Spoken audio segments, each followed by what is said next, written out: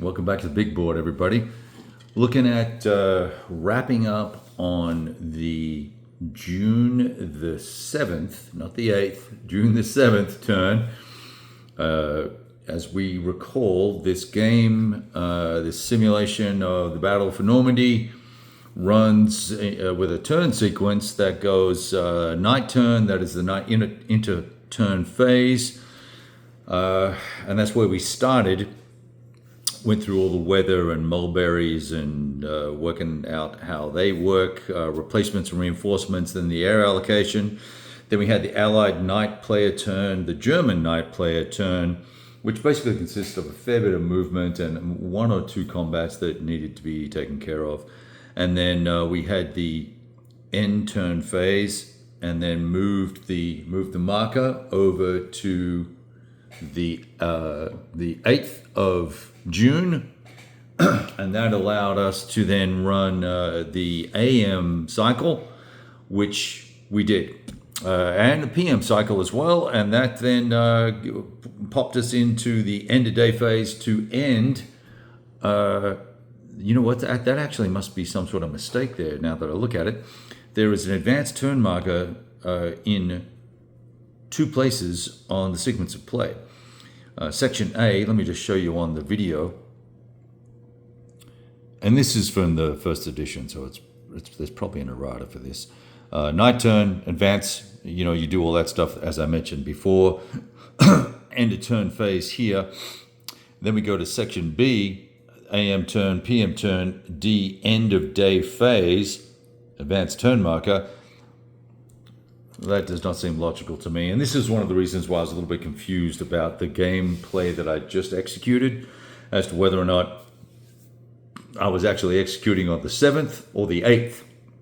Makes a big difference for VP calculation. As you know, we're looking to try and see if we can score, be either on the 9th or the 15th of June, a sudden victory for the Allies. Keeping it all fair and even, and doing my best for both sides. But it will make a big difference if I've got two extra turns there. So we'll get to the bottom of that. I'll go look online and see if there's an advanced sequence of play that I can check. Let's have a look at what has transpired across the AM and PM turns that we just played. Near Caen, we had the Panzer and the 12th SS advance into Caen. Attempted to dislodge some elements of 3rd Infantry Division from the Brits that had taken one hex of Caen north of the river, and then that didn't go terribly well. Both sides took some pretty horrendous losses, and status quo. So the Brits have captured one hex of that, which will give them 4 VPs, which we'll need to note on the turn cycle, and I will make a note of that now. And the both 12th SS and Panzer survived the savaging from the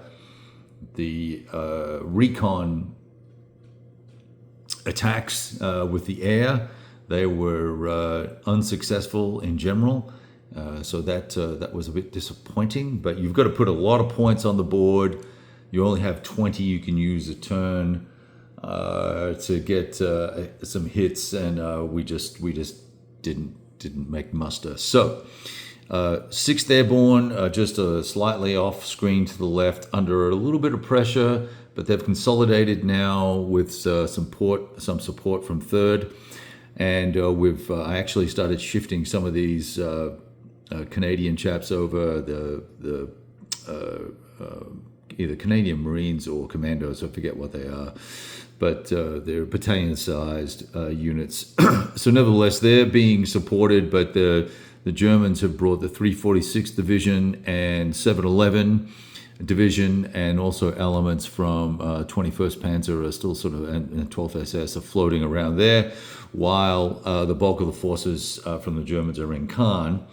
And the other thing that the Germans are also doing around Verson, from sort of the southeastwards from Caen to Verson, trying to extend the line along the Odon River here, that will prevent, hopefully, any sort of flanking isolation efforts by the Brits, given that the 3rd Canadian Division and some attached elements of armor are pressing pretty heavily towards Saint Manvieu,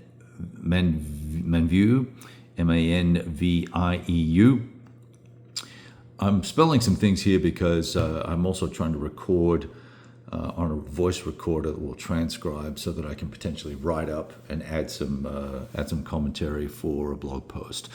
All right, so that's basically Sword and Juno beaches that we're looking at here. You can see 51st Division is still only just getting onto the ground there, onto the beaches there, unloading, trying to get squared away, while 50th Division has really pushed all the Germans back, and it's open farmland between Creulley, Creulley, and Bayeux, basically, and nothing much in between them, all the way down to Tilly down here, which is just a few kilometers away from Villers-Bocage, which is further down on sort of in the blurred section on the map there, all the way down here. So the Germans have only just managed to get units there. They need to have something there because it's worth a VP, hence the white block. Same with this, the 3 hexes here or 4 hexes here, I think there are. They're all worth VPs as well, and they're worth protecting. Now you can see the Brits, 50th Division, encircling but holding off on attacking because we've got to be careful. I need to push some armor across to them. In order to get Bayeux, I've got to get Bayeux in the next couple of turns. It's got to happen if we want to achieve the victory levels that we're looking for. But it's tempting because there's nothing holding back the Brits from actually driving deep. Not that there's anywhere really significant to go. I would have to be put my thinking cap on tactically and strategically about where I would go and why I would go there, go wherever that is. Either reinforce the attack on Caen, or consolidate and take Bayeux, or who knows, try and send some screening forces further southward to slow down any German reinforcements that might be approaching. That's another thing we could do with the units that have been landing at Gold Beach. Now, there's interesting little tactical thing that can crop up from time to time that is useful for the Allies to force the Germans to retreat. When you've got a substantially weak unit like one of these reduced, that's in here. Here's a great example, an Ost battalion, right, from the 716th. Those guys, they were here, and the Allies had attacked, and the result was a one-step loss but no retreat, and so the Germans are stuck there now. So in the next turn, if they don't want to attack, they've got to move, and they're going to have to move away. So they chose to move away.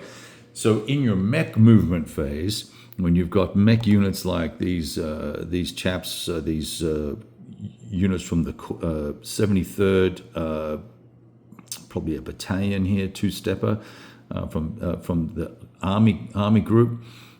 When you get those guys, you can push those guys in the mechanized movement phase, which occurs after combat, push them up adjacent to the Germans and leave them there for the next turn. Now, hopefully, obviously, they'll be not attacked because that didn't have a particularly strong defense value of only 2. You've got to be careful about what units you leave adjacent. But it's a way to force the Germans back further without having to attack. So if you're successful with your first combats, you can then push through, place units adjacent to the enemy, and then that'll force them to make a tough choice. Either counterattack and keep the hex and hopefully push you back, or they can use artillery. They could fire their artillery and use up their shots for the turn, and let that absorb the mandatory attack that has to happen. Not all hexes have to be a mandatory attack. There's some flexibility in all of that. So, and I think I've mentioned some of the rules around that, and no need to go into that right now. Okay, let's get on to Omaha Beach. Struggling with these guys because they've taken pretty heavy losses. But First Division is pushing, what's that going to be? Southwest. Really just punted the 352nd Division out of this area. Trevieres is going to be taken this coming turn. That's Trevieres.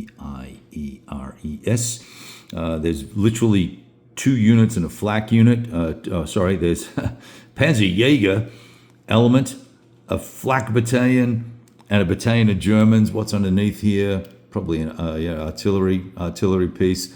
First Division still got some relatively tough guys there, but got to be careful. I've got to see what's coming on next turn for reinforcements. The Mulberry bridges aren't anywhere near being built yet.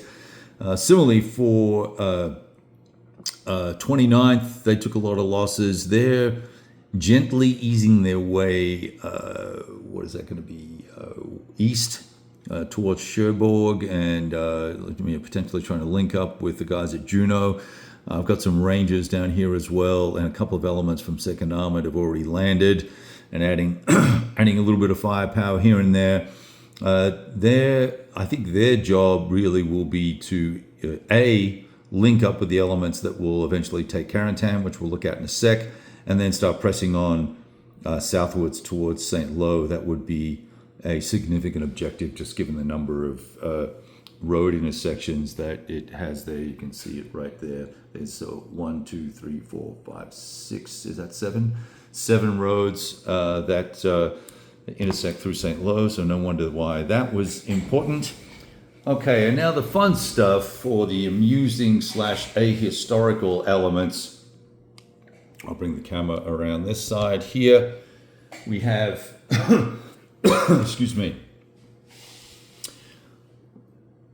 The Allies elected to hold their positions with 82nd along this sort of river line here, and across to St. Mary-Église, took St. Mary-Église, and then waited for 4th Division to come and reinforce them.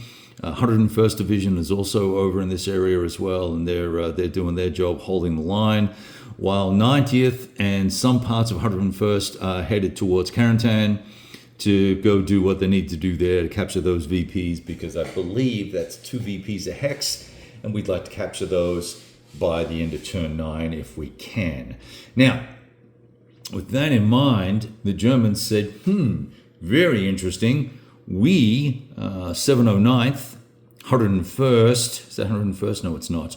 709th Division will press on St. Mary-Église and the coastline. Let's see what we can do. They've been making some piecemeal attacks in here and nipping away at the Allied positions in and around St. Mary-Église. And then they've taken all of 243rd Division, which you can see is kind of streaming southwards, past this little town called Pont-l'Abbé, Pontl''Abbe. Is that E? It looks like an E. Maybe it's an L. Maybe it's an A. Who cares? Pushing across the river, across the Duvet River here, and then they will try and come and loop around and reinforce Carentan and potentially help hold that if they can get around there quick enough. So that's what's going on. Off in the distance, there are some minor elements that are being advanced up the roads from way down on the southern portions of the maps.